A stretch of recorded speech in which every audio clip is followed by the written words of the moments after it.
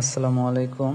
আজ আমি আপনাদেরকে দেখাবো এইচপি লেজারজেট M404 ডন প্রিন্টারে ইভেন্ট কোড 10.00.10 অথবা memory missing on indicate cartridge. এই সমস্যাটি হয় যদি কার্টিজটি প্রিন্টারে সঠিকভাবে না বসে, তাহলে এই সমস্যাটি দেখা দিবে। তাহলে আপনাদের আবার পুনরায় কার্টিজটি খুলে নতুন করে প্রিন্টারে সেট করে নিতে হবে। এতে যদি আপনার প্রিন্টারে এই মেসেজটি আসে, তাহলে কার্টিজের চিপটি একটু নাড়া দিয়ে আবার প্রিন্টারে লাগিয়ে নেবেন। তাহলে আশা করি প্রিন্টারটি এই মেসেজটি চলে যাবে।